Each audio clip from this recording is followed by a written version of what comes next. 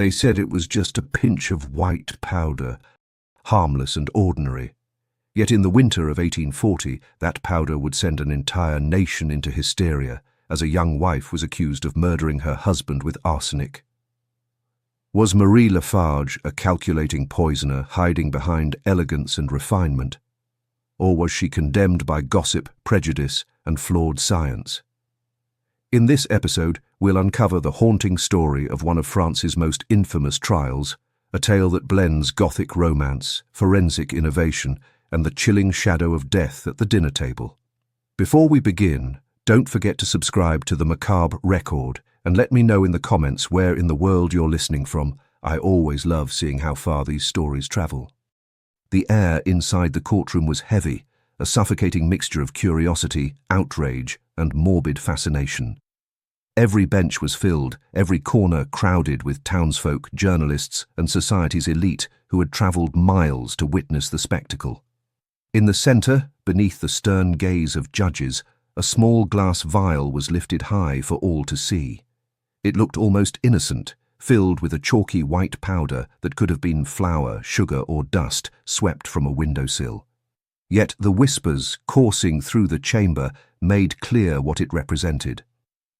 This was arsenic, the alleged weapon that had turned a marriage into a murder scene, a husband into a corpse, and a wife into the most infamous woman in France. Marie Lafarge sat rigid in her chair, her dark dress hanging like a shroud, her face pale but unreadable. Her gloved hands remained still, folded neatly in her lap, betraying none of the inner storm that must have raged beneath the surface. Some in the gallery pitied her. Such beauty, such refinement, brought low by scandal. Others leaned forward eagerly, convinced they were gazing upon a cold-hearted murderess who had poisoned her husband spoon by spoon, smile by smile, until nothing remained but agony and death. The prosecutor's voice rang out, reminding the jury and the crowd that this vial contained the truth. Arsenic was the inheritance powder, the silent killer that haunted every dining table in Europe. It could be hidden in soups, folded into cakes, dissolved in wine. It had no taste, no smell, and left its victims writhing in pain until life itself deserted them. And here it was, held aloft like a holy relic of evil, the final proof that Marie Lafarge had plotted her husband's demise. But not everyone was so certain. Scientists had argued over the tests, experts contradicted each other, and the line between proof and presumption blurred more with each passing day. Was the poison truly found in Charles Lafarge's body, or had hysteria overtaken reason? Was Marie a cunning black widow, or was she a woman crushed under the weight of gossip, bad luck, and the prejudices of her time? As the jury shifted uncomfortably, as the audience held its collective breath, the vial glimmered faintly in the lamplight. It was more than evidence. It was a symbol of the fears of an age, of a society's obsession with poison, and of one woman's fall into infamy. And as the judge's gavel prepared to fall, one question echoed louder than all the whispers. Was this the powder that condemned her soul? To understand why this case consumed France with such fervor, one must step back into the world of the 1830s and 1840s, a world already gripped by a quiet but pervasive terror. Across drawing rooms and village kitchens alike, a single fear haunted the air: poison. Arsenic in particular had acquired a dreadful reputation. Though common in household use, it had earned a darker nickname whispered behind closed doors: the inheritance powder. It was the weapon of choice for those who sought both subtlety and certainty, a killer that needed no blade, drew no blood, and left few traces in its wake. With just a pinch of the powder, a rival, an unfaithful spouse, or an inconvenient heir could be erased from the story of life as easily as chalk from a slate. Europe had seen its share of poison scandals before Marie Lafarge's time, and each new whisper only deepened the public's fascination. Newspapers told lurid tales of entire families struck down by mysterious illnesses, of sudden deaths at wedding feasts, of wealthy heirs taken sick after dinners prepared with extraordinary care. Arsenic was everywhere, in paints, in rat poisons, in cosmetics, even in medicines. It was at once domestic and deadly, a fixture in households that could just as easily cleanse lace or clean vermin as it could end a human life. That ubiquity made it all the more terrifying. Any kitchen could be a crime scene. Any meal might carry the taste of death. This climate of suspicion meant that when Charles Lafarge fell ill, the imagination of the public needed little prompting. His pains, his vomiting, his wasting body, these were the very symptoms detailed in pamphlets and gossip that circulated about arsenic's victims. The nation was already primed to see poison in every misfortune, and when whispers pointed to his elegant wife as the hand behind his suffering, the scandal was irresistible. The timing of the affair also made it impossible to ignore. France was undergoing social changes, caught between a fascination with science and a lingering reliance on rumour, superstition, and spectacle. The growing field of forensic toxicology promised clarity and truth, yet its methods were new, uncertain, and easily contested.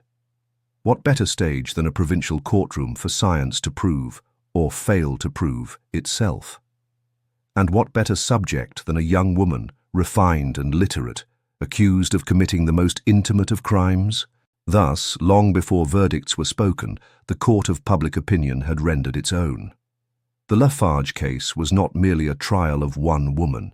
It was a trial of science, of society's fears, and of the uneasy balance between progress and paranoia. Before she became the notorious Madame Lafarge, she was Marie Capelle, born in 1816 into a family of both privilege and instability. Her lineage tied her faintly to nobility, a fact she carried with pride, but life dealt her early blows that left shadows in her character. Orphaned young, Marie grew up in an environment where refinement was expected, but security was elusive. Her guardians ensured she was educated far beyond many women of her time. She read voraciously, spoke with poise, and cultivated the arts of music and literature. Those around her noted her beauty, yes, but also a mind that seemed sharper, more restless than society preferred in a young woman destined for marriage. Her early letters reveal a spirit both ambitious and melancholic.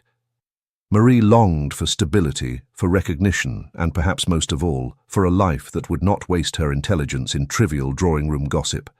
But the society into which she was born offered few avenues. Respectable women had little choice beyond advantageous marriage. Without a dowry that matched her refinement, Marie's prospects dimmed. Suitors came and went, but few stayed, and whispers began that she was too proud, too demanding, too unwilling to settle. When Charles Lafarge entered her life in 1839, he seemed the answer to her prayers. A wealthy industrialist, or so he claimed, he promised her a future of comfort and social standing. To a woman weary of uncertainty, it sounded like salvation. Letters exchanged before their marriage reveal Marie's cautious optimism, her hope that this union would finally allow her to secure the status and peace she craved. She imagined a life in a grand home, surrounded by music, literature, and cultured society, where she could thrive not only as a wife, but as a woman of consequence. The wedding took place quickly, and Marie, now Madame Lafarge, stepped into what she believed would be her long-awaited chapter of stability. Friends remarked on her radiance, the way she carried herself like someone stepping into the life she had always deserved. Yet beneath the lace and vows, a subtle unease lingered. The match had been hastily arranged, the details of Charles's fortune accepted more on faith than on fact. But in the moment, blinded by hope, Marie did not yet see the cracks in the dream she had married into. That realization would come soon enough, and it would come with a cruelty that would alter her life forever. The honeymoon glow faded with a speed that left Marie reeling. Charles Lafarge, the man who had promised her wealth and comfort, revealed himself not as a prosperous industrialist, but as a man drowning in debt and clinging desperately to the remains of a fading fortune. The home he brought her to, the Lafarge estate at Glandier, stood not as the grand residence she had imagined, but as a crumbling relic. Its walls were cracked, its rooms damp and draughty, its air heavy with the smell of decay.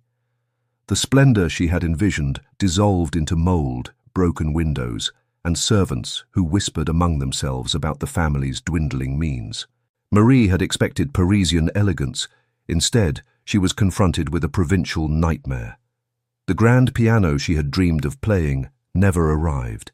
The libraries she longed to fill with books remained bare. Instead, she found herself expected to oversee a household whose very foundations were rotting. She was to be mistress not of refinement, but of decay, chained to a husband whose fortunes had been exaggerated, if not fabricated outright. Charles himself, though not without affection for his new bride, seemed unaware or unwilling to acknowledge the gulf between what he had promised and what he had delivered. He was a man of modest ambition and diminishing resources, consumed with his struggling ironworks and clumsy attempts to maintain an appearance of solvency. To Marie, who had married with visions of cultured salons and glittering soirees, he must have appeared almost pitiable, a man who had snared her into his desperate reality. The disappointment quickly soured into resentment. Letters she wrote to friends reveal her growing disillusionment. She described her surroundings with bitterness, calling her new life a prison of stone and shadows. Her sense of betrayal burned all the sharper because she had pinned so much hope on this marriage. It was not merely the loss of material comfort, it was the shattering of the illusion she had clung to, the idea that she could secure her place in society through a respectable match. This bitterness did not escape notice. Servants whispered that their mistress scorned the house and her husband alike. Neighbors muttered about her haughtiness, her disdain for provincial life, her inability to adapt to her new role. Gossip clung to her as stubbornly as the damp clung to the walls of Glandier. Every sigh, every look of dissatisfaction became fuel for a narrative that painted her as ungrateful, aloof, and perhaps even dangerous. What had begun as a promise of salvation had curdled into a gilded cage. And within that cage, Marie's restless spirit began to fester, her dreams replaced by something darker, more desperate. The stage was set not for happiness, but for tragedy. As the days at Glandier stretched into weeks, Marie's disappointment turned into a rhythm of quiet defiance. She had little love for the crumbling estate, less still for the provincial company it forced upon her, yet she refused to let her spirit be entirely smothered by the gloom. Instead, she turned to her pen. Letters flowed from her hand, elegantly composed, filled with careful turns of phrase that painted her as a woman of refinement, tragically misplaced. To her correspondents in Paris and beyond, she did not describe herself as a lonely, embittered wife, but as a cultured soul enduring her circumstances with dignity, a figure more suited to the pages of a novel than the dreary countryside. It was through these letters that Marie crafted the version of herself she most wanted the world to see. She wrote of her reading, of her music, of her reflections on the nature of life and love, casting herself as a heroine trapped in a setting beneath her station. To some correspondents, she confided her frustrations with Charles's broken promises, though often veiled in language that suggested quiet suffering rather than open rebellion. She did not rage on the page. She lamented with a touch of theatrical melancholy that elevated her plight into something poetic. The effect was twofold. For her friends and acquaintances, Marie became a figure of fascination, a woman of intelligence and spirit enduring misfortune with grace. But within the estate walls, the contrast between her private bitterness and her public self-image only deepened the divide. Servants who overheard her complaints told neighbors. Neighbors repeated their whispers until a consensus formed. Madame Lafarge was unhappy, proud, and perhaps dangerous in her discontent. Charles, meanwhile, struggled on. His efforts to revive his ironworks faltered. Money was scarce, creditors circled, and his marriage, supposedly a union of promise, offered him no solace. Though he may have cared for Marie in his own way, he was ill-equipped to satisfy either her material desires or her longing for intellectual companionship. Where he saw duty and practicality, she saw ruin and humiliation. Every sigh, every cutting remark, every carefully phrased letter was another thread woven into a tapestry of suspicion that stretched across the household and beyond. Marie was not merely a wife disappointed. She was becoming a character in a larger drama, one whose unhappiness was visible to all and whose fate, though not yet sealed, seemed to drift toward inevitable conflict. Life in the provinces was never private, and Marie soon discovered that every gesture, every expression, every word spoken in frustration echoed far beyond the walls of Glandier. The servants, whose loyalty was fragile at best, carried her complaints into the village with remarkable efficiency. They whispered about her disdain for the estate, about her sighs of regret, about the sharp remarks she made regarding her husband's failings. In small communities, gossip was not merely entertainment, it was currency, and Marie's reputation quickly became a form of wealth spent and traded among neighbours. To the townsfolk, she was a figure of contradiction. On the one hand, she was admired for her refinement, her Parisian polish, her elegance that seemed to glow against the bleakness of the countryside. On the other, that very refinement made her seem arrogant, a woman who believed herself too fine for the rough-hewn life she had entered. Every glance was interpreted, every absence remarked upon, every moment of dissatisfaction transformed into evidence of her disdain for her husband and his world. This perception mattered. In an era where a wife's devotion and obedience were considered the pillars of respectability, Marie's aloofness was not merely unfriendly, it was damning. A woman could be forgiven for poverty, for misfortune, even for eccentricity, but not for failing to bow gracefully to her station. By appearing restless and ungrateful, Marie invited scrutiny, and in the charged atmosphere of 19th-century France, where tales of poisoners already filled the imagination, scrutiny could quickly curdle into suspicion. Even within her own household, she struggled to command loyalty. Servants began to watch her closely, their curiosity sharpened by the rumors they themselves had spread. When she gave instructions, they weighed them for hidden meaning. When she purchased ordinary supplies, they speculated on darker purposes. Her words were no longer her own. They became fragments of stories retold until they took on lives of their own. Charles, too, felt the distance. Though he may have hoped his cultured wife would adapt, he could not fail to notice the gulf widening between them. He busied himself with his business affairs, but the coldness at home was palpable. Marie's unhappiness was no secret, and in a society primed to see poison in every shadow, her discontent became a dangerous narrative in itself. By the time Charles began to feel unwell, the soil had already been prepared. Long before any illness took hold, long before any powder was discovered, the story of Marie Lafarge, the unhappy wife, was planted in the public mind. And when misfortune came, that story would bloom into something far more sinister. It started subtly, almost imperceptibly, with the kind of complaints any man might dismiss after a long day: a dull stomachache, a lingering nausea, a fatigue that clung stubbornly to his limbs. Charles brushed it aside at first, attributing his discomfort to the strain of his business troubles, the dampness of the estate, perhaps even a poorly prepared meal. But within days, those minor ailments grew into violent episodes of vomiting, cramping, and weakness that confined him to his bed. The servants muttered that the master was wasting away, their whispers carrying swiftly from kitchen to stable to village. And always, in the shadows of those whispers, Marie's name seemed to linger. Doctors were summoned, though medical science in the 1840s was ill-equipped to explain such agonies. They prescribed tonics, purges, and poultices, yet nothing eased his suffering. Instead, his symptoms followed a grim pattern: temporary recovery, only to relapse with greater severity. His body seemed locked in a cycle of torment, writhing against an unseen assailant. The more he ate, the worse he became, and yet he had to eat, and the meals were often prepared by the same delicate hands now under suspicion, those of his wife. Neighbours began to call at the estate, some out of concern, others out of curiosity, but all left with the same unease. Charles looked like a man being slowly undone, hollowed out from within. His once robust frame shrank, his complexion grew waxen, and the brightness of his eyes dimmed into something haunted. As he struggled for breath and begged for relief, the contrast between his agony and Marie's composure struck many as unsettling.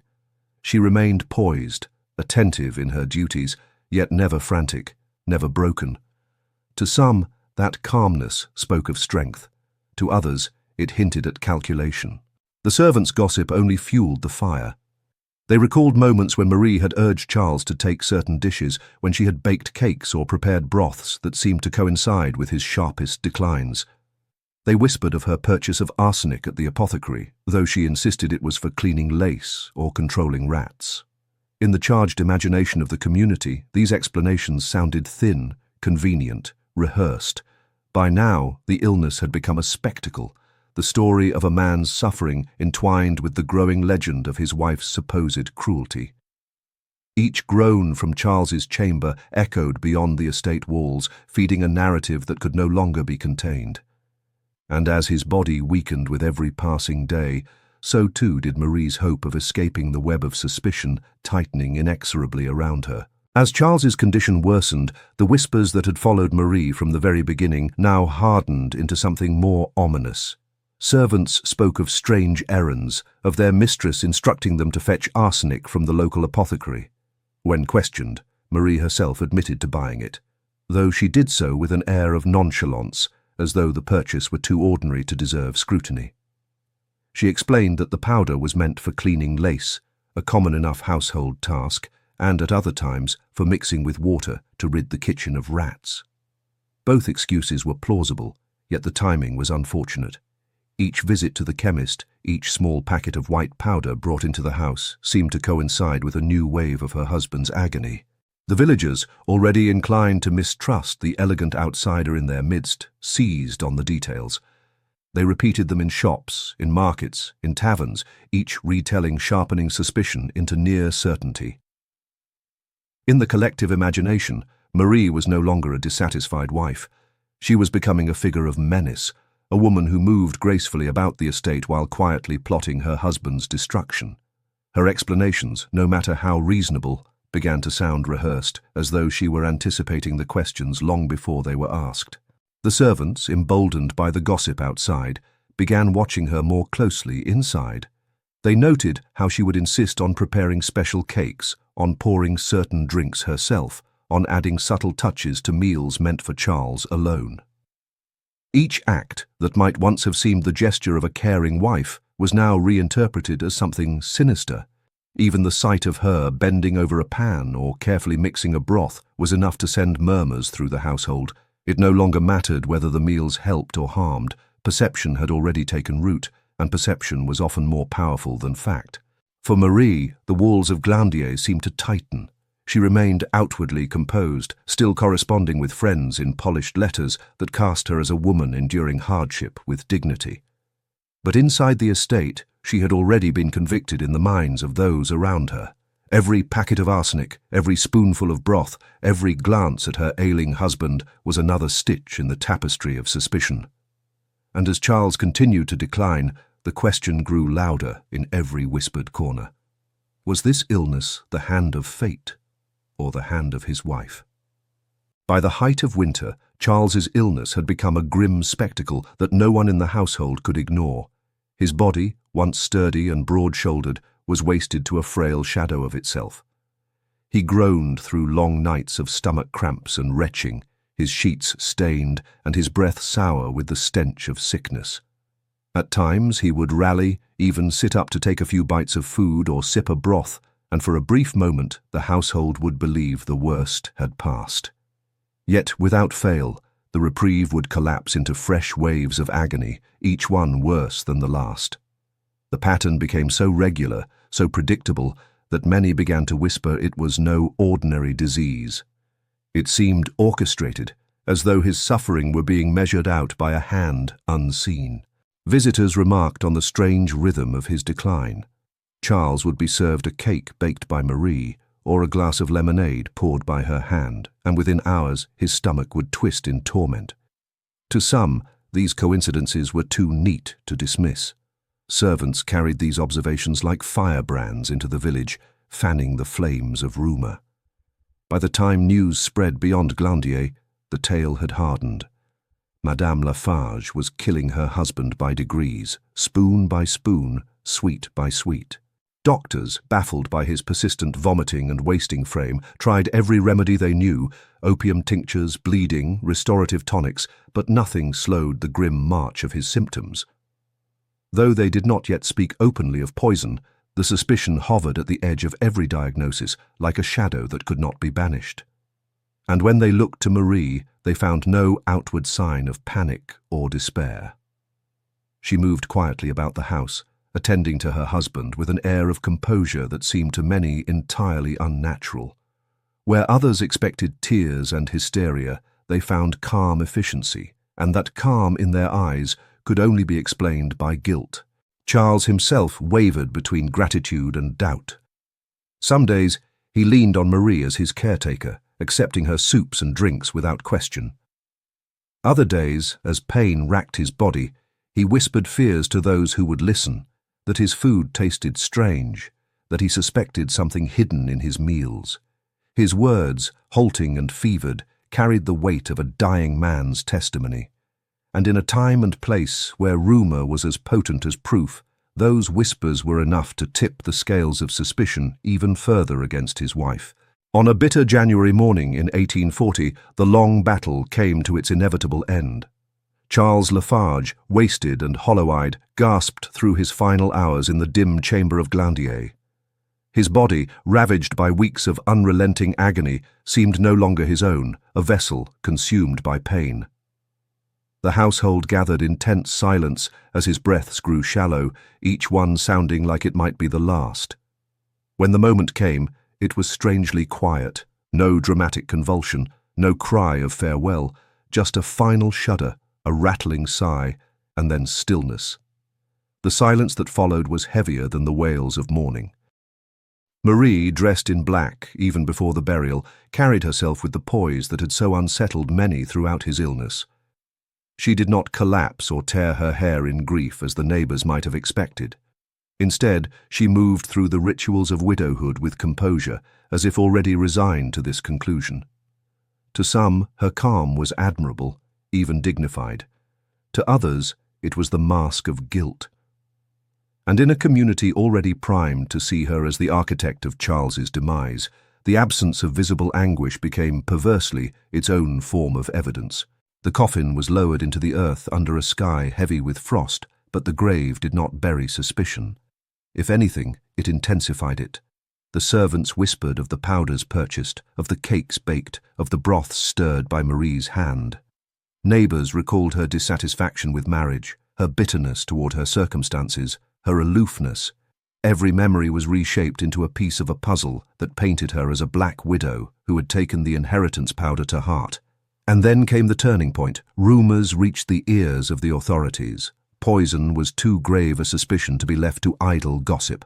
The whispers of arsenic purchases, combined with Charles's agonizing death, demanded official attention. Within days of his burial, murmurs became formal accusations, and the quiet estate at Glandier transformed into the stage of an investigation that would soon capture the attention of all France. The death of Charles Lafarge might have ended one life, but it was the beginning of another story entirely, one in which Marie, widow in black, would be recast as villain, as suspect, as the central figure in a drama of science, scandal, and crime. The soil had only just settled over her husband's coffin when the law began to circle, and the powder that had once seemed so ordinary was about to change her life forever. The machinery of justice moved quickly once suspicion hardened into accusation. Officials descended upon the Lafarge estate, their boots crunching over the frosted earth as they entered the house that had become the subject of fevered gossip. They began their search methodically, opening cupboards, rifling through drawers, questioning servants who were all too eager to speak. What they uncovered would soon form the backbone of a case that seemed, at least on the surface, damning. The first and most critical piece of evidence was the arsenic itself. Packets of the white powder were discovered in the house, some sealed, others opened, their contents diminished. Marie did not deny their presence. In fact, she calmly explained that she had purchased the arsenic for the most ordinary of purposes. It was, she insisted, meant for bleaching lace, a delicate and fashionable pursuit, and for preparing mixtures to rid the household of pests. These explanations were entirely plausible in isolation, for arsenic was indeed a common household substance. But in the charged atmosphere that now surrounded her, every word she spoke was filtered through suspicion. Where one person might see practicality, another saw cunning deceit. Testimonies from servants further darkened the picture. They recalled being sent by Marie to the local apothecary to fetch arsenic. They claimed to have seen her prepare food and drink for Charles, only for his health to decline after consuming it. Some even whispered that she insisted on serving certain dishes herself, refusing their help in a manner that now seemed sinister. Whether these recollections were accurate, embellished, or shaped by rumor mattered little in the moment. Once spoken aloud, they took on the weight of truth in the eyes of investigators. The body of Charles was also exhumed, a decision both grim and necessary. His remains were subjected to examination, though forensic science was still in its infancy. Doctors and chemists peered at tissues and fluids, seeking traces of the elusive powder that could turn suspicion into certainty. Their methods were crude, their results inconsistent, yet the very act of investigation carried its own conviction. If scientists were searching for poison, then surely there must have been poison to find. The case was already transforming into something larger than the fate of one provincial widow. It was becoming a test of science against secrecy, of society's fear against its need for proof. And in the center of it all sat Marie, her composure unbroken, as though she still believed reason would save her. But reason, in the fevered imagination of France, was no longer in command. When word of the Lafarge affair spread beyond the provincial courts, it reached the ears of Parisian authorities, and with it came the involvement of one of the most formidable scientific minds of the era. Mathieu Orfila, already hailed as the father of toxicology, was summoned to lend his expertise. Forensic chemistry was still a fledgling science, barely decades old, and Orfila's presence transformed the trial from a local scandal into a matter of national fascination. His very name carried the weight of authority. If he could find arsenic in Charles's remains, it would be proof as certain as any confession. Orfila was a man accustomed to spectacle. His lectures in Paris had been attended like theatre performances, crowds gathering to watch him demonstrate the deadly properties of poisons with a showman's flair. To have him step into the dim, tense atmosphere of Toul's courtroom was to invite both enlightenment and drama. His task was clear: determine whether Charles Lafarge had indeed been poisoned by arsenic, and if so, whether it could be traced to the powder Marie had so often purchased. Yet the challenge was immense. Earlier examinations by local doctors and chemists had produced contradictory results. Some claimed to have detected arsenic in Charles's tissues, others insisted none could be found. Methods varied, and the science was not yet precise enough to silence doubt. Orfila's responsibility was not only to test, but to interpret, to give the court a verdict on which science itself seemed divided. He approached the task with rigor, repeating experiments, refining techniques, and carefully documenting his process.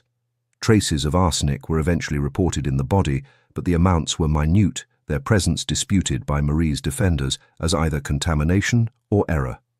To Orfila, however, the evidence pointed toward guilt, and his reputation lent those conclusions an authority that few dared challenge. For the public, the drama was irresistible.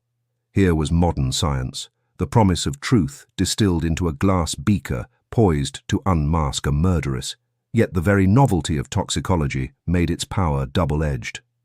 The jury was asked to place their faith in methods most of them could not comprehend, in tests that were invisible to the eye, in judgments made by a man whose brilliance few could hope to question. Whether Orfila was infallible mattered little. In that moment, he embodied certainty itself, and certainty was what the crowd longed for. By the time the trial began in September of 1840, the courthouse was less a chamber of law than a theatre of scandal. People travelled for days to secure a place on the hard benches, eager to witness the drama of the century unfold. Journalists crowded into every available space, their pens scratching furiously, ready to send sensational accounts across France. Pamphleteers promised readers the tale of a black widow unmasked, while others hinted at the tragedy of an innocent woman destroyed by circumstance. The air itself seemed charged, as though the walls were steeped in both accusation and anticipation. Marie entered the courtroom veiled and solemn, her black attire a portrait of mourning. Some saw dignity in her composure, others saw defiance. The prosecution painted her as a serpent, cloaked in refinement, a woman who had calculated her husband's death with cold precision. They recounted the purchases of arsenic, the servant's testimony, the suspicious timing of Charles's agonies. They described her letters not as the writings of a cultured woman, but as veiled confessions of dissatisfaction, proof of her motive to rid herself of a husband she considered beneath her. The defense countered with equal fervor, portraying her as a victim of rumor, a woman condemned for being too intelligent, too proud, too unwilling to play the submissive role demanded of her sex. They argued that the evidence was flimsy, that the supposed traces of arsenic could have come from contamination, that the testimonies of servants were colored by gossip and resentment. They urged the jury to see not a monster, but a cultured young widow caught in the cruel machinery of suspicion. The crowd drank in every detail, swaying with each new revelation, each dramatic flourish from prosecutor or defender. When the chemists clashed over their results, when Orfila delivered his solemn conclusions, when Marie herself raised her voice in eloquent protestations of innocence, the room seemed to tremble with energy. Observers described her as mesmerizing, her eyes flashing with both indignation and sorrow, her words carrying the cadence of someone accustomed to the stage of society. But beneath the spectacle, the trial was something more. It was not merely Marie on trial, it was science itself, still unsteady in its infancy, pitted against the weight of prejudice, rumor, and fear. And as the proceedings dragged on, the question hung in the air like a pall. Would this be a triumph of reason, or a conviction born of hysteria? The heart of the trial lay in the clash of evidence, and it was here that the drama reached its sharpest tension. On one side stood the local doctors and chemists who had first examined Charles's body, their results riddled with contradictions. Some swore they had found arsenic, others declared none existed. Their methods, unrefined and imprecise, left the courtroom in a fog of uncertainty. On the other side was Orfila, the eminent authority, who spoke with calm conviction that his more rigorous tests had detected the unmistakable presence of poison. His words carried weight, yet even he admitted the amounts were trace, so minute that skeptics argued they could have been introduced accidentally during the process of testing. The defense seized on this doubt, hammering at the inconsistencies. How could a woman be condemned when the very scientists disagreed among themselves? If arsenic was truly the cause of death, why had the results varied so wildly? Was it not possible that Charles had succumbed to some natural illness, his wasting frame a cruel trick of fate rather than malice? They pressed the point that arsenic was everywhere, in medicines, in cosmetics, in the very walls painted with green pigments. Contamination, they argued, was as likely as deliberate poisoning. But the prosecution countered with narrative as much as fact. They pointed again to the pattern of Charles's illness, to the timing of his worst attacks, to the servants' testimonies of cakes and broths delivered by Marie's hand. Science alone might have been inconclusive, but science paired with suspicion, with gossip, with motive, that was enough to weave a net from which escape seemed impossible. And in an age where the line between proof and perception was perilously thin, the jury needed only to believe that the traces of poison, however faint, matched the story already whispered by the community. The tension in the courtroom was palpable. Each new witness seemed to tilt the scales, only for the next to drag them back. At times, Marie's supporters believed the doubts would save her. At others, the tide of hostility seemed too strong to resist. By the close of this battle of experts, the trial had become less about truth than about trust. Trust in science, trust in testimony, trust in perception. And as the judges prepared to deliberate, one question hung heavy in the air. Would they side with reason or with fear? When Marie herself rose to speak, the atmosphere in the courtroom shifted. She did not stammer or shrink before the judges and jury, nor did she collapse into tears, as some might have expected. Instead, she spoke with a clarity and force that stunned even her critics. Her words flowed with the polish of her Parisian education, her sentences balanced and persuasive, her tone one of both dignity and wounded innocence. She painted herself not as a monster lurking behind a veil of refinement, but as a woman betrayed by circumstance, punished not for a crime, but for her intelligence and spirit. To hear her, one might almost forget the vial of arsenic on the table, the whispers of the servants, the suffering of her husband. She reminded the court of her orphaned youth, of the hopes she had placed in her marriage, of the crushing disillusionment she had endured upon discovering the ruin of Glandier. She confessed her unhappiness, yes, but framed it as the lament of a woman misled, not as the bitterness of a wife plotting revenge. Her letters, which had been paraded before the jury as evidence of her dissatisfaction, she reclaimed as the natural outlet of a lonely soul seeking consolation in words. She denied any sinister intent, portraying her correspondence as the sighs of melancholy rather than the whispers of a conspirator. Yet what moved her defenders inspired suspicion in others. The very eloquence that gave her dignity also gave her an aura of calculation. Her composure, her fluency, her unwillingness to appear broken, these qualities, admired in a man, were deemed dangerous in a woman. The prosecution seized on her intelligence as proof of cunning, arguing that only a mind as sharp as hers could have orchestrated so careful a crime. Where she saw herself as strong, they painted her as scheming. Where she sought to display honesty, they saw manipulation. The letters themselves became a battlefield. Passages where she described her unhappiness were read aloud with theatrical emphasis, twisted into confessions of motive. Expressions of despair were reinterpreted as evidence of intent. What Marie had written in private as catharsis now returned as a weapon wielded against her, each phrase sharpened by the courtroom's appetite for guilt. And so, her greatest gifts, her education, her eloquence, her refusal to crumble, were transformed into the very tools of her undoing. The more she insisted on her innocence, the more some jurors seemed to see the mask of a practiced deceiver. It was a paradox she could not escape. In defending herself with intelligence, she only convinced her accusers that she was clever enough to kill. When the judges at last withdrew to deliberate, the courtroom fell into an uneasy hush. Hours stretched like days as the crowd waited, their whispers ebbing and swelling in waves of speculation. Some clung to the hope that the inconsistencies in the evidence would spare Marie. Others were certain that the combined weight of gossip, science, and suspicion could only lead to one conclusion. When the judges finally re-entered the chamber, the room bristled with anticipation, every breath drawn sharp and shallow. The verdict was read with a gravity that seemed to press down on the walls themselves. Guilty of poisoning her husband, Charles Lafarge.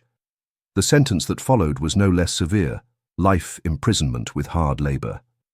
Gasps rippled through the assembly, followed by murmurs of satisfaction from those convinced justice had been served.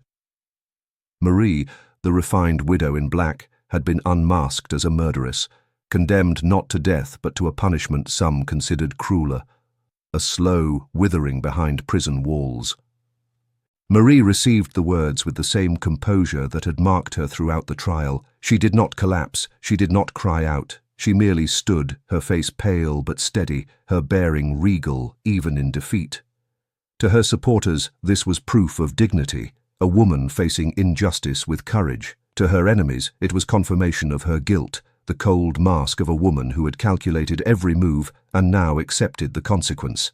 In either case, her demeanor became yet another piece of evidence, interpreted, twisted, reframed, until it seemed she could never win. The public consumed the verdict with ravenous fascination. Newspapers across France carried lurid accounts describing the young widow who had turned poisoner, the fragile beauty now condemned to chains. For weeks, pamphlets and articles dissected every moment of the trial, every gesture, every word. To some, she was a villain to be reviled. To others, a tragic heroine destroyed by circumstance and prejudice. But in every retelling, she was larger than life, a figure cast in the dark theatre of national imagination. The trial was over, yet the story had only just begun.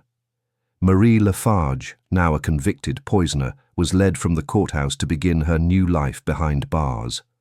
Outside, the crowd lingered, buzzing with both triumph and unease. Justice, perhaps, had been served, but whether truth had prevailed was a question no verdict could fully answer. The walls of the prison closed in on Marie with a coldness that even her composure could not entirely withstand. Gone were the silks and letters, the carefully constructed image of refinement she had once projected to the world. In their place came coarse garments, rigid routines, and the relentless monotony of life behind bars. Hard labor was her sentence, and though her delicate frame was ill-suited to such work, she was made to endure it as though to break her spirit as much as her body. Days blurred together in a rhythm of confinement, each one stripping her of the comforts and illusions she had once clung to. Yet even in prison, Marie refused to be silenced. She continued to write, producing letters and memoirs that painted her as wronged and unjustly condemned. Her words, smuggled beyond the prison walls, carried her story to sympathetic ears. Some readers were moved by her eloquence, convinced anew of her innocence. Others saw her writing as further proof of manipulation, the careful weaving of a narrative designed to cleanse her reputation. For Marie, however, the act of writing was more than defense. It was survival. Her pen became the only means of holding on to the identity that the world outside sought to strip away. But the prison was merciless. The damp cells, the meager food, and the exhausting labor gnawed steadily at her health. Tuberculosis, that slow and ruthless disease, took hold of her lungs. At first, it manifested as a persistent cough, a weariness that clung to her bones. Over time, it grew into a consuming illness that left her fevered, frail, and gasping for air. Her once luminous appearance withered, her cheeks hollowed, her skin grew pallid, her figure shrank into something ghost-like. Still, she maintained her dignity, even as her body betrayed her. Accounts describe her as walking with a calm grace through the prison corridors, her back straight, her voice steady, though each step must have cost her strength. To her supporters, this perseverance was the mark of a martyr, a woman enduring injustice with quiet nobility. To her detractors, it was simply more performance, the last act of a woman who had always known how to play a part. Years passed, and though her name remained infamous in the press, the world beyond the prison gates moved on to other scandals. Marie, however, remained in her cell, her story not yet finished, her fate bound now not only to rumor and suspicion, but to the steady march of disease that no verdict could forestall. By the early 1850s, Marie's body had become too frail to endure the rigors of prison life. Tuberculosis had hollowed her out, leaving her gaunt, fevered, and coughing up blood. Even the authorities, long unmoved by her pleas of innocence, could not ignore the obvious truth. The sentence of hard labor had already succeeded in breaking her physically. In 1852, after 12 years behind bars, she was finally granted release on compassionate grounds. It was not an act of mercy, so much as a practical acknowledgement that she would not live long enough to be a threat to anyone. She emerged from prison, a spectre of the woman who had once captivated the courtroom. Where once she had been described as radiant, refined, and eloquent, she was now a pale figure cloaked in illness. Friends who saw her after her release noted the change with a mixture of pity and unease.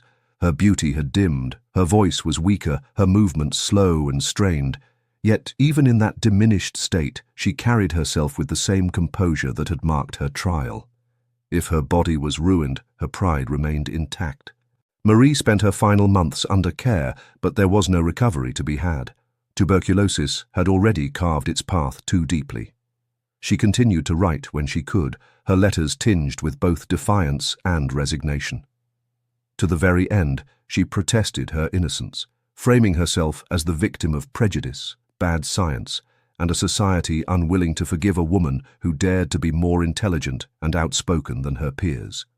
Her defenders clung to those words, pointing to her consistency as evidence of truth. Her critics dismissed them as the last manipulations of a woman who had always known how to use her pen to shape perception. Death came quietly in 1852, just a year after her release. She was 36 years old, her life cut short not by the gavel of the court, but by the relentless decay of disease. To some, her early death was the final proof of her guilt, a fitting punishment delivered by fate itself. To others, it was a tragedy, a cultured, intelligent woman destroyed by circumstance, scapegoated by a society eager to see in her the embodiment of its darkest fears. Her coffin was lowered without the spectacle that had once surrounded her, but her name lived on, a ghost that refused to be buried. The trial of Marie Lafarge had ended in the courtroom years earlier, but the debate over her guilt or innocence would outlive her by generations. Even after the last breath had left her fragile body, Marie Lafarge refused to die in the imagination of France. If anything, her death seemed to rekindle the fire of fascination that had surrounded her since the trial. Within weeks, newspapers ran retrospectives of the widow poisoner, recounting in lurid detail the supposed cakes laced with arsenic, the anguished cries of Charles, the solemn declarations of Orfila. Pamphlets were rushed to print, some vilifying her as a black-hearted murderess, others portraying her as a tragic victim of gossip and flawed science. Each writer seemed less concerned with truth than with weaving the tale into something that would sell, something that would feed the public appetite for scandal. Writers and social commentators quickly seized upon her story as a symbol of their own arguments. To some moralists, she was the ultimate warning against vanity, pride, and female ambition, proof that when women stepped outside the bounds of obedience, ruin and crime would follow. To others, especially those sympathetic to the growing cries for social reform, she became a martyr to injustice, condemned less by evidence than by her intelligence and her refusal to perform the expected theatrics of widowhood. Books appeared that claimed to reconstruct every moment of the affair, some offering imagined dialogues, others embellishing the courtroom drama with details that had never been spoken. Playwrights found in her tale the perfect material for Gothic melodrama: a beautiful woman in black, a poisoned husband, a courtroom divided between science and rumor. Audiences flocked to such performances, eager to relive the spectacle that had once gripped the nation. Marie, in death, had become less a woman than a legend, a figure onto which society projected its fears, its prejudices, and its fascinations. Her name lingered like an echo, invoked in later poison trials as a cautionary parallel. Judges and lawyers referenced her case, journalists invoked her image, novelists borrowed from her story. Each retelling shaped her anew until the historical Marie was buried beneath layers of myth. Was she the cunning poisoner who smiled as she stirred her husband's last meal? Or was she the cultured victim of a society too quick to believe the worst of an ambitious woman? The debate persisted because the evidence had never been wholly convincing, the line between guilt and innocence never firmly drawn. And so, long after her coffin had been lowered into the ground, Marie Lafarge remained alive in the French imagination, a ghost of scandal, a heroine or a monster depending on who was telling the tale. The story of Marie Lafarge cannot be separated from the role gender played in shaping both her trial and her legacy. In 19th century France, a woman was expected to embody devotion, modesty, and obedience, her life revolving around the duties of wife and mother.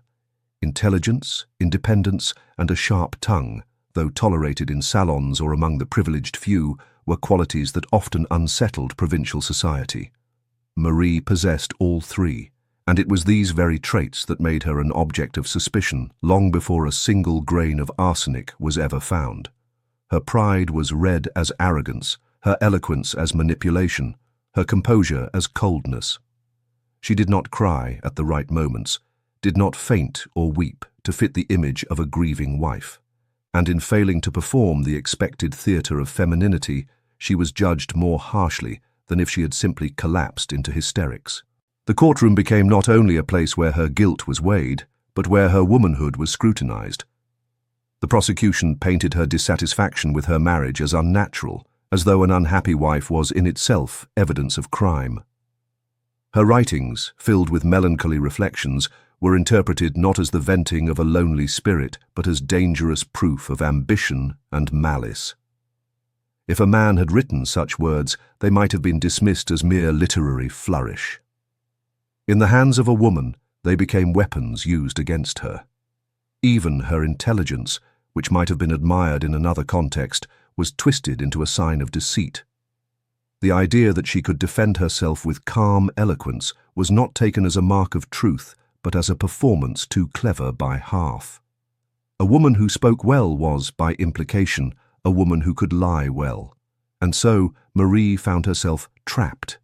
If she had been meek, she would have been pitied. Because she was articulate, she was condemned. This gendered lens did not fade with her death. For decades, commentators continued to interpret her through the prism of femininity. To those who feared women's independence, she was a cautionary tale, a reminder that ambition and refinement could curdle into poison. To those who sought greater rights for women, she was evidence of systemic injustice, a victim of a society that feared any woman who stepped outside the mold. In the end, Marie was judged not only for the crime she may or may not have committed, but for daring to be more than what her time allowed. And that judgment, perhaps more than the verdict itself, ensured her place in history as one of France's most controversial figures. Marie's story did not unfold in isolation. It was part of a broader cultural panic that gripped 19th-century France, where poison seemed to lurk in every kitchen, cupboard, and glass. Arsenic was so common it was nearly invisible, woven into the fabric of daily life. It colored wallpaper with brilliant greens, brightened fabrics, and laced rat poisons sold openly at apothecaries. Housewives used it to whiten lace or preserve flowers, while doctors prescribed it in controlled doses as a cure for various ailments. Yet this familiarity only deepened the dread, for what could be more terrifying than death disguised as the ordinary? Across the country, cases of suspected poisoning made headlines, each one reinforcing the public's fear that arsenic had become the perfect weapon. The powder could slip undetected into food or drink, leaving behind no obvious trace, and the symptoms, vomiting, cramps, wasting, could easily be mistaken for natural illness. Rumors abounded of feasts where entire families fell ill, of husbands struck down after eating their wives' stews, of wealthy heirs dying mysteriously just as their relatives stood to inherit fortunes. Whether fact or gossip, these stories spread like wildfire, confirming to many that poison was the silent epidemic of their age. The Lafarge affair struck directly at the heart of this anxiety. Here was not an anonymous victim, but a respectable man whose agonies played out in public, surrounded by servants and neighbors who carried each detail into the world beyond the estate. And here was not a shadowy stranger accused, but his own wife, the person society expected to be his comfort and protector. The betrayal of that role horrified and enthralled in equal measure. If a wife could turn against her husband with arsenic hidden in sweet cakes and broths, then the sanctity of the family table itself was no longer safe. The case fed the public's appetite for both scandal and reassurance. Scandal, because it confirmed the darkest suspicions whispered in markets and taverns. Reassurance, because the spectacle of a woman brought to trial and condemned suggested that the state could, at least in part, tame this invisible menace through law and science.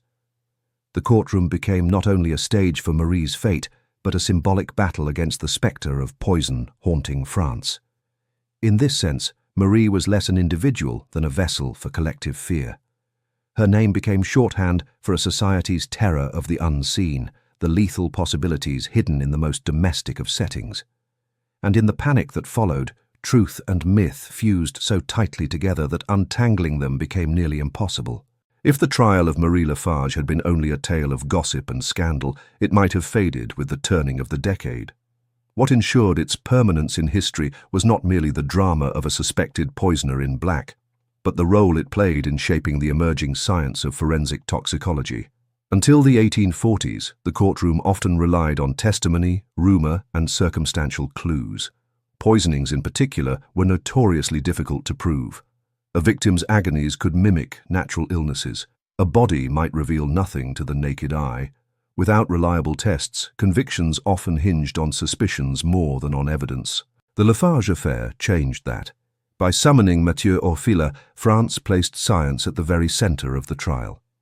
His presence gave weight to chemistry as an instrument of justice, suggesting that truth could be measured, identified, and demonstrated rather than guessed at. Though his results were contested, the symbolism of his testimony was profound. It marked one of the earliest moments when a conviction depended not on what neighbors whispered or what servants testified, but on the findings of laboratory analysis. Orfila's methods, meticulous for their time, became models for future investigations. He refined the Marsh test, which could reveal arsenic by producing a telltale metallic mirror, and insisted on strict procedures to avoid contamination. The debates his work provoked highlighted both the promise and the limitations of science, forcing courts to grapple with the idea that evidence must be carefully gathered and interpreted rather than assumed. In the years that followed, toxicology advanced rapidly, spurred in part by the visibility of the Lafarge case. Laboratories across Europe began adopting more rigorous standards. Judges and juries grew accustomed to hearing from experts, and their testimony became increasingly decisive. The very idea of forensic science as a trusted discipline owes much to the seeds planted in that provincial courtroom. Yet there was irony in this progress. For all its scientific significance, the Lafarge trial demonstrated how easily the authority of science could be bent by perception. Orfila's words carried immense weight, not simply because of their accuracy, but because the public and the court needed certainty. Whether the traces of arsenic he found were truly conclusive remains debated to this day. But his testimony forged a precedent. In the struggle between rumor and reason, science would now be called to stand as arbiter, even if science itself was still uncertain. Long after the prison doors had closed behind Marie, her story continued to echo across French culture, reshaped into countless forms of art, theatre, and literature. The courtroom had been the first stage, but soon others followed. Playwrights seized upon the drama almost immediately, crafting Gothic melodramas that drew packed houses. Audiences thrilled at scenes of poisoned cakes, shadowed kitchens, and weeping widows standing trial before stern-faced judges. Though the scripts were filled with invention, they fed the public's appetite for sensational crime, transforming Marie into a character as much as a person. Novelists, too, wove her tale into their works. Some presented her as the archetype of the femme fatale, the dangerous woman who conceals venom behind beauty. Others recast her as a tragic heroine undone by prejudice and circumstance. In serialized stories, the figure of the poisoner became a recurring motif, often modeled on Marie's image, elegant, intelligent, but fatally transgressive. Her name entered the vocabulary of scandal, invoked whenever a wife was suspected of harboring malice toward her husband. Pamphlets and popular histories blurred the line between fact and fiction. Writers who had never seen Glandier or the courtroom nonetheless published detailed accounts filled with imagined dialogue, embroidered descriptions, and scenes designed to shock. These publications sold briskly, devoured by a reading public eager for both entertainment and moral instruction. In their pages, Marie was alternately a monster and a martyr, a demon and a saint.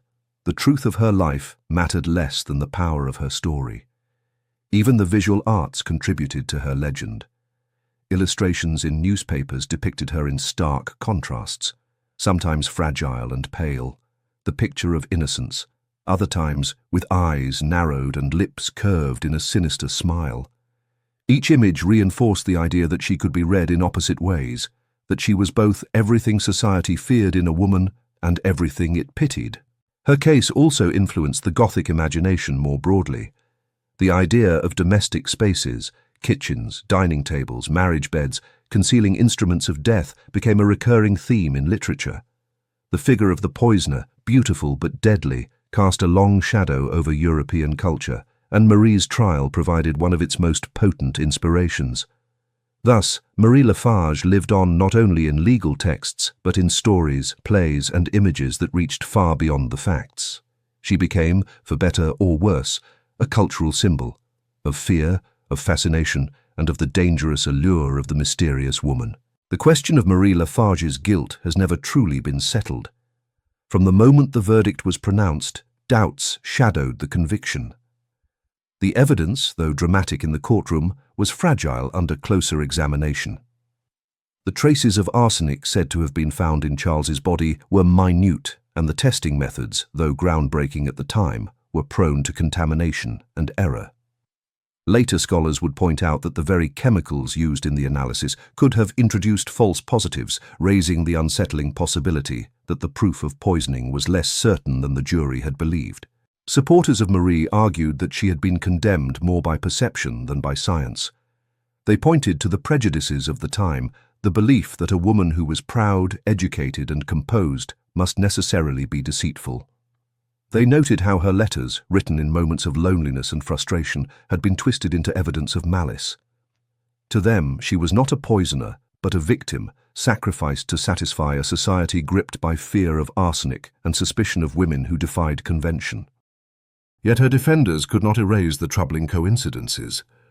Charles's symptoms matched arsenic poisoning almost perfectly, and the pattern of his relapses aligned too closely with meals prepared by Marie for comfort to explain away entirely. Servants testified that she purchased arsenic repeatedly, and while her explanations, that it was for cleaning lace or killing rats, were plausible, the timing made them appear suspect. Even her own husband, in fevered whispers, had expressed fears that something in his food was making him worse. To those who believed in her guilt, these details formed a narrative too compelling to dismiss. Historians remain divided. Some insist the conviction was a miscarriage of justice, born of hysteria, gossip, and gender bias. Others argue that while the science was imperfect, the weight of circumstantial evidence pointed to guilt. The ambiguity itself has become part of the legend, ensuring that Marie's story continues to invite speculation. In the end, what makes the Lafarge affair so haunting is not certainty but doubt. The case sits on a knife's edge between two interpretations, each plausible, each flawed. Was Marie Lafarge a calculating poisoner who plotted her husband's slow death? Or was she a cultured woman destroyed by suspicion and condemned by the very qualities that made her remarkable? Nearly 2 centuries later, the answer remains elusive, and perhaps that is why her story continues to resonate, because it embodies the unsettling truth that history does not always give us clarity. The tragedy of Marie Lafarge lies not only in the question of guilt, but in what her story reveals about the fragility of justice when reputation and prejudice weigh as heavily as evidence. From the beginning, Marie was judged not only for what she may have done, but for who she was, or rather, who she was perceived to be. Her aloofness in the provinces, her dissatisfaction with marriage, her intelligence and eloquence, all these qualities became threads in a noose woven long before the verdict was read. In a society that expected women to be modest, submissive, and visibly emotional in their grief, Marie's composure seemed unnatural, her confidence unsettling. The courtroom demanded a performance of innocence, and because she refused to collapse into the role of the helpless widow, her strength was twisted into proof of guilt.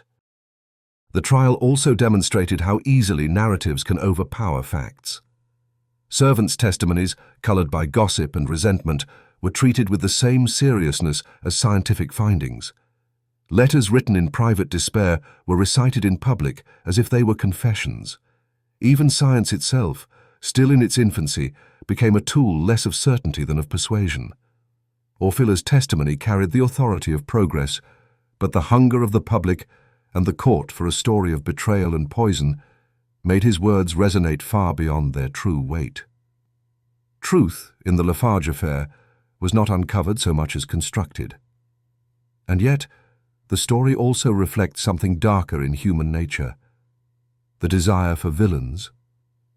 To a France anxious about poison, about change, about women who stepped beyond the boundaries of expectation, Marie embodied every fear at once.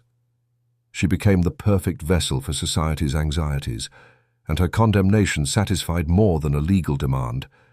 It answered a cultural need to believe that the menace of arsenic had a face, and that face could be punished.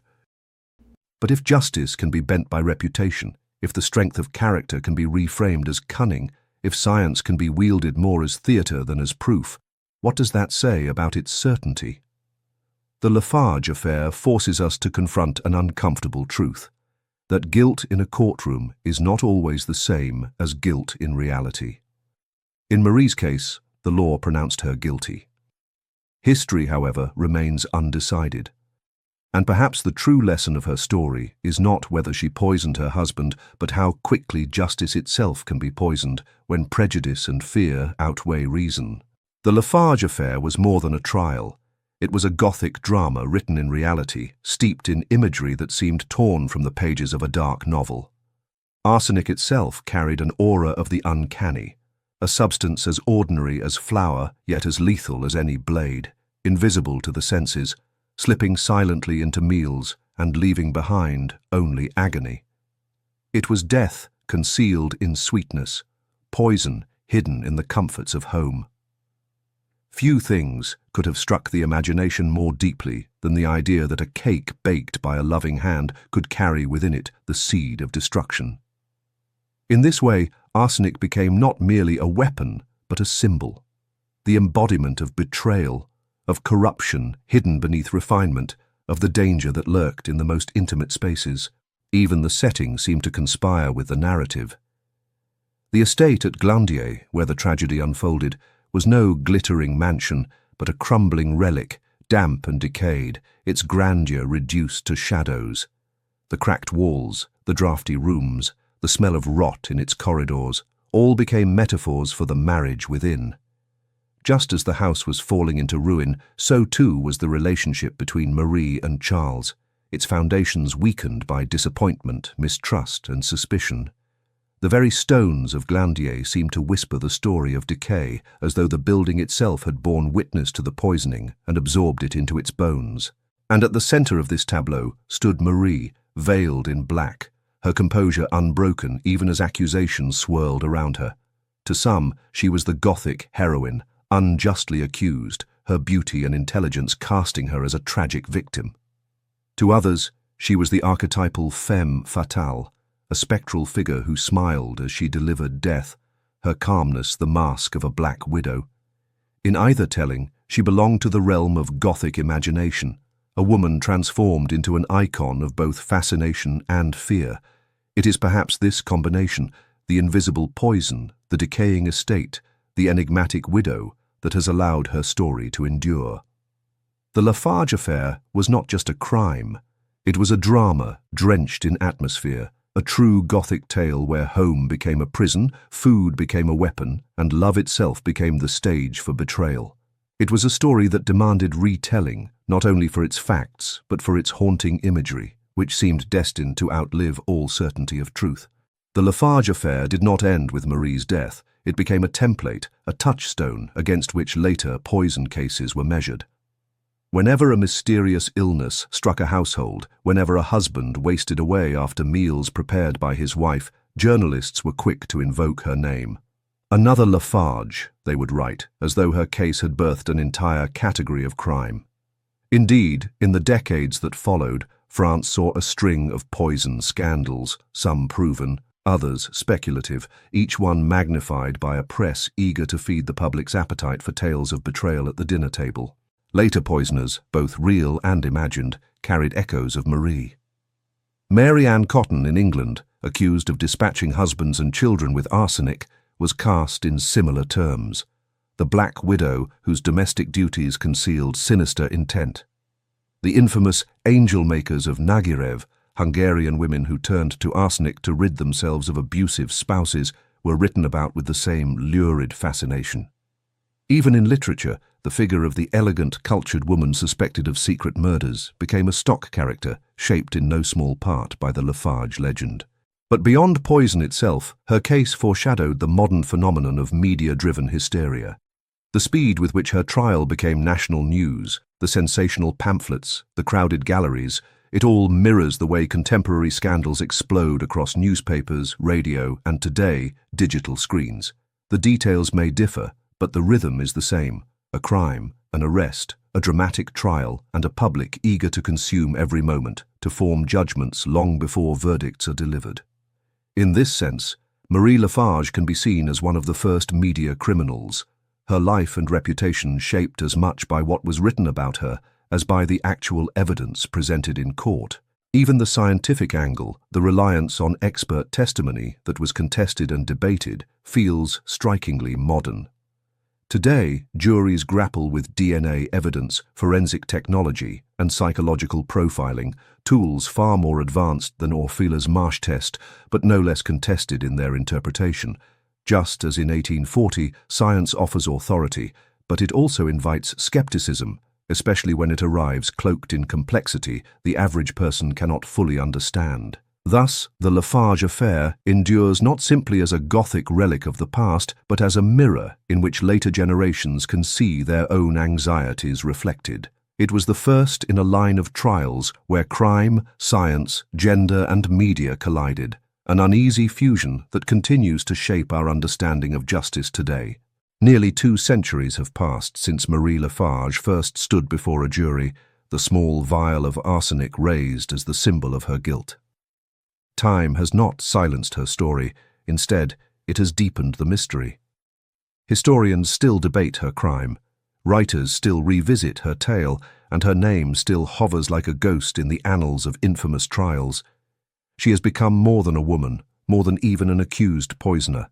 She is a figure suspended between history and legend, a reminder of how thin the line between truth and perception can be. What lingers most about the Lafarge affair is not the certainty of guilt, but the power of ambiguity. The evidence was never absolute, the testimonies often contradictory, the science still in its infancy. Yet a verdict was reached, and a life was shaped forever by it. The story reminds us that justice is rarely as clean as the gavel's strike, and that reputations can be condemned as swiftly as bodies are buried.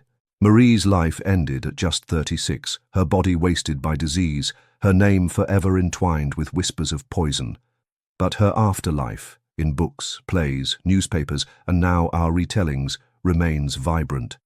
She is remembered not only as a possible murderess, but as a cultural symbol of fear, of fascination, of the way society projects its anxieties onto those who defy its expectations.